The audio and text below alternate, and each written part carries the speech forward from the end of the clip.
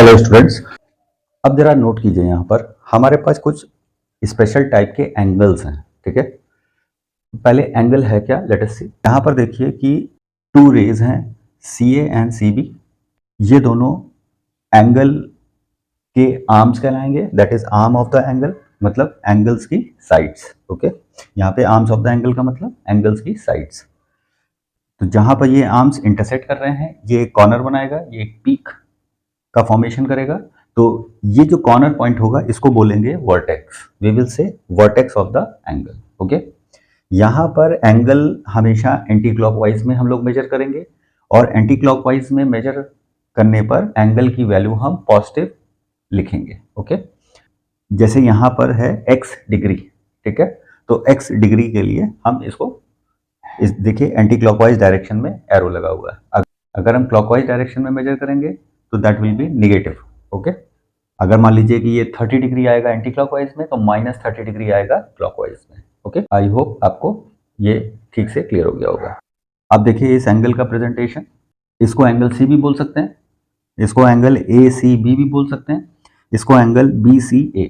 ये 3 तरह से इसकी नेमिंग हम कर सकते हैं। ओके, इंपॉर्टेंट बात क्या है, जब हम 3 लेटर्स की नेमिंग कर रहे हैं तो नेमिंग में हम ये देख रहे हैं कि जिस पॉइंट पे एंगल का फॉर्मेशन होगा उस लेटर को हम मिडिल में पुटअप करके चलेंगे और किनारे वाले लेटर्स बाहर की तरफ रहेंगे। ये ध्यान रखें। हम यहाँ पे कहेंगे एंगल ए सी बी, या कहेंगे एंगल बी सी ए, या कहेंगे एंगल सी। ओके, तो इस तरह से नेमिंग ऑफ द एंगल हमारे पास हो जाएगा। I again repeat, C A and C B are the arms of the angle, C is the vertex of the angle, and the namings are angle C.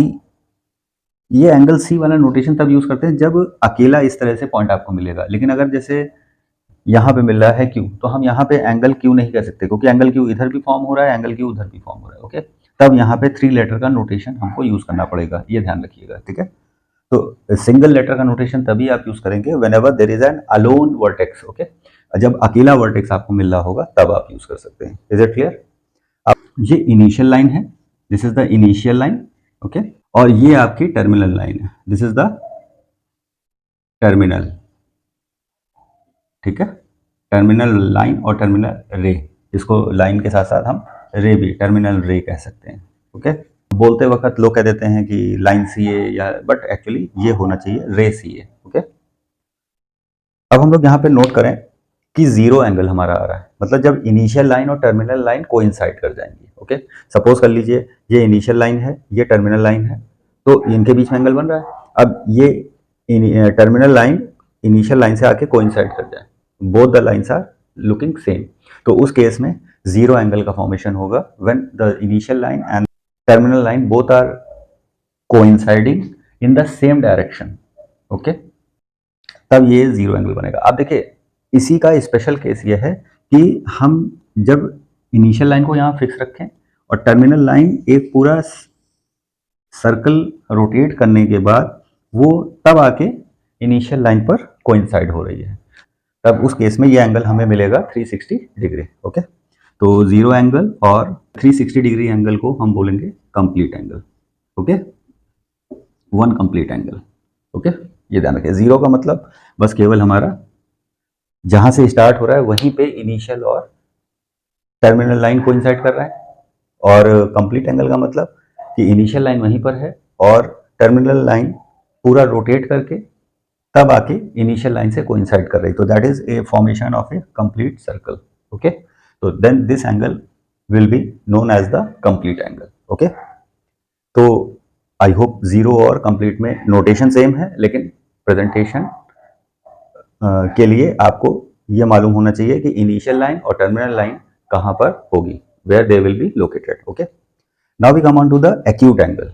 Acute angle का मतलब हो गया कि angle will be more than 0 degree and less than 90 degree. Okay, तो ये आपका acute angle हो जाएगा। For example 30 degree, 45 degree, 60 degree, 89 degree, 1 degree, तो all these examples are of acute angle. Okay, now we come on to the obtuse angle. Obtuse angle means it is more than 90 degree and less than 180 degree. यहाँ पे देखिए ये आपका 0 degree होगा, यहाँ पर dotted में हम दिखाते हैं यहाँ पे 90 डिग्री होगा, और यहाँ पर हम शो कर दें कि ये 180 डिग्री होगा। तो this angle is more than 90 degree but less than 180 degree. Okay, तो like this we are having the obtuse angle. Okay, और किसी भी एक ट्राइंगल में केवल एक ही ऑब्ट्यूज एंगल हो सकता है। ठीक है, ध्यान रखिएगा। ये चीज यहाँ पर मैं आपको एक इंडिकेशन दे रहा हूँ, जब ट्राइंगल्स पढ़ेंगे वहां पे देखेंगे हम लोग। ठीक है, अब राइट एंगल, तो राइट एंगल का मतलब हो गया कि when ever there is a line और उसके ऊपर एक रे 90 डिग्री का फॉर्मेशन कर रही है, तब ये राइट एंगल। अब इधर की तरफ अगर 90 है तो इस साइड भी, इधर की तरफ भी, जो अपोजिट साइड है इसका, उधर भी 90 डिग्री का फॉर्मेशन हो। ध्यान रखिएगा, वेन एवर पी क्यू एक हमारी स्ट्रेट लाइन है, पॉइंट एन पर अगर राइट साइड पे 90 डिग्री का फॉर्मेशन हो रहा है तो उसी तरह से लेफ्ट साइड पे भी 90 डिग्री का फॉर्मेशन होगा। ये ध्यान रखना है आपको। अब हम लोग आ जाते हैं स्ट्रेट एंगल पर। तो स्ट्रेट एंगल का मतलब हो गया कि इनिशियल लाइन हमारा 0 डिग्री के डायरेक्शन में रहेगा और जो टर्मिनल लाइन है वो हमारी जस्ट इनिशियल के अपोजिट डायरेक्शन में हो जाएगी। सपोज कीजिए O A and O B. Okay, point O हमारा स्टार्टिंग पॉइंट है, तो O A and O two rays हमारे जब बिल्कुल ठीक एक दूसरे के अपोजिट होंगे then the angle form will be 180 degree. तो like this we have seen different type of angles and their presentation. Okay, please like और सब्सक्राइब जरूर कीजिएगा। तो वीडियो कहीं नहीं समझ में आ रहा हो तो उसको पॉज करके एक एक स्टेप को ऑब्जर्व करते हुए लिख के समझिए।